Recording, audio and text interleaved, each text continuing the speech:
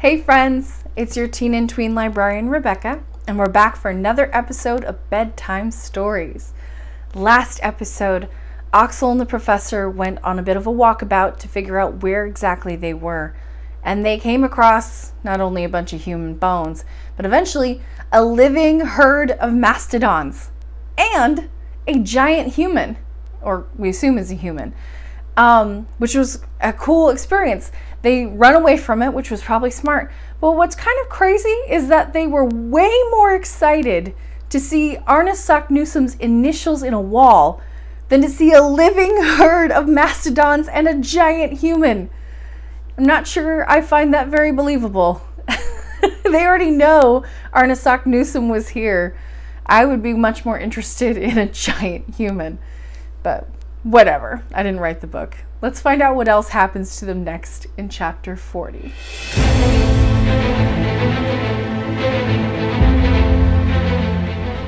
Chapter 40. We meet an obstacle. Because they haven't had any obstacles this entire story. Since the beginning of our journey, I had had so many surprises that I might be forgiven for thinking myself immune to astonishment and incapable of amazement. Yet at the sight of those two letters, carved there 300 years before, I stood in utter stupefaction.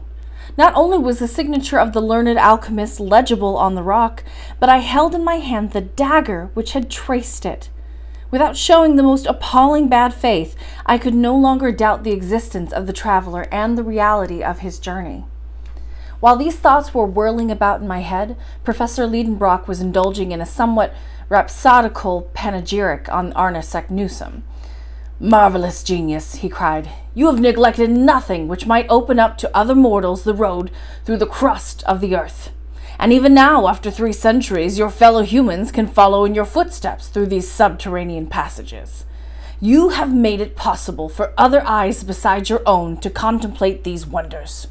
Your name, engraved here and there, leads the traveler bold enough to follow you straight to his objective. And at the very center of our planet it will be found again, inscribed by your own hand. Well, I too will sign my name on that last page of granite. As for this cape seen by you and this sea discovered by you, let it be known henceforth forever as Cape Saknussum." This, or something like it, is what I heard, and I felt myself being infected by the enthusiasm which filled my uncle's words. An inner fire was kindled again in my heart. I forgot everything, both the dangers of the journey and the perils of the return. What another had done, I would do too, and nothing that was not superhuman appeared impossible to me. "Forward! Forward!" I cried. I was already rushing towards the dark gallery when the professor stopped me. He, the impulsive one, counseled patience and calm. "Let us go back to Hans first," he said, "and bring the raft to this spot." I obeyed, not with a certain reluctance, and hurried off among the rocks on the shore. "Do you know, Uncle," I said as we walked along, "we have been singularly favored by circumstances so far." "You think so, Axel?" "Why, yes, even the storm has put us on the right path. Thank heaven for that storm. It brought us back to this coast, from which fine weather would have taken us far away. If we had landed on the south shore of the Liedenbrock Sea, what would have become of us? We should never have seen the name Saknussum, and at this moment we should be lost on a rock-bound beach." "Yes, Axel, there is something providential in the fact that, sailing south, we should have been carried north and reached Cape Saknussum. I must say that it's more than astonishing, and that I can't find any explanation for it." "Well, what does that matter? Our business is not to explain facts, but take advantage of them." "You may be right, my boy, but now we are going to go north again, and pass under the northern countries of Europe, under Sweden, Russia, Siberia, and heaven knows where else, instead of burrowing under the deserts of Africa or the waves of the Atlantic, and that is all I want to know." "Yes, Axel, you are right, and everything has worked out for the best. Seeing that we are leaving this horizontal sea, which could not lead us anywhere, now we shall go down and down and down. Do you realize that we're less than 4,000 miles from the center now?" Is that all? I cried. Why, that's nothing. Let's be on our way. This crazy conversation was still going on when we rejoined the guide. Everything was ready for an immediate start. There was not a single package that had not been put on board. We took our places on the raft. The sail was hoisted, and Hans set his course along for the coast of Cape Saknussemm. The wind was unfavorable for a craft that could not hug the shore, so in many places we were obliged to push ourselves along with our iron-shod sticks. Often the rocks, which were just below the surface of the water, forced us to make fairly long detours.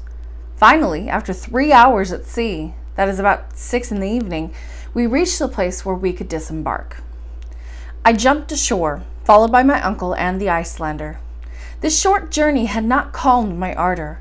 On the contrary, I actually suggested burning our boats so as to cut off all possibility of retreat, but my uncle demurred.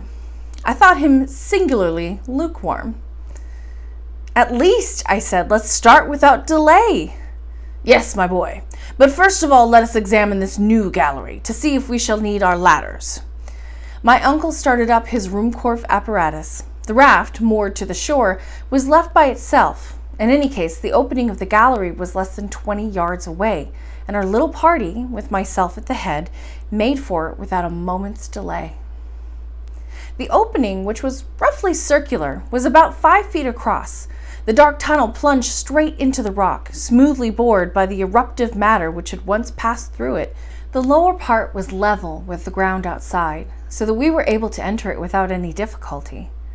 We were following an almost horizontal course when, after a half a dozen paces, our progress was interrupted by a huge block. "Damn this rock!" I cried angrily, finding myself suddenly halted by an insurmountable obstacle.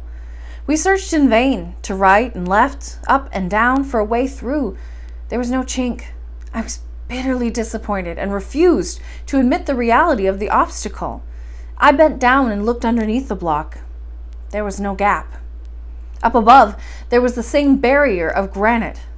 Hans passed the light of the lamp over every portion of the wall, but without revealing any gap. We had to abandon any hope of getting through. I sat down on the ground. My uncle strode up and down the passage. "But what about Saknussemm?" I cried. "Yes," said my uncle. "Does this mean he was stopped by this stone barrier?" "No, no," I exclaimed. "This piece of rock must have been loosened by some shock or by one of those magnetic storms which affect these regions, and suddenly blocked by this passage. A good many years elapsed between Saknussemm's return to the surface and the fall of this rock. Isn't it obvious that this gallery was once a route taken by lava? And at that time eruptive matter passed freely through it?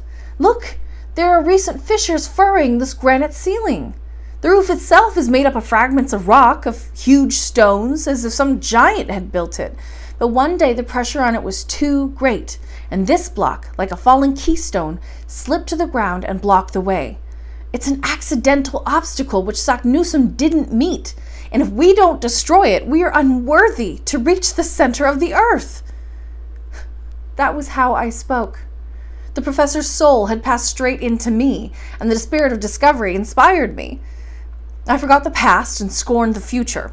Nothing existed any longer for me on the surface of this globe into which I had penetrated, neither town, nor country, nor Hamburg, nor the Königstrasse, nor even poor Gräuben, who must have given me up for lost in the bowels of the earth.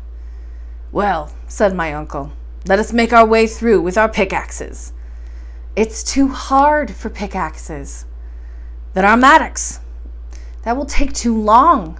"Then what?" "Why, gun cotton, of course. Let's mine the obstacle and blow it up." "Gun cotton?" "Yes, it's only a bit of rock to blast." "Hans, to work!" cried my uncle. The Icelander returned to the raft and soon came back with a pickaxe which he used to hollow out a hole for the charge. This was no easy task. He had to make a hole big enough to hold 50 pounds of gun cotton, the explosive force of which is 4 times that of gunpowder. I was tremendously excited. While Hans was at work, I helped my uncle to prepare a slow match made of damp gunpowder in a linen tube. "We shall get through," I said.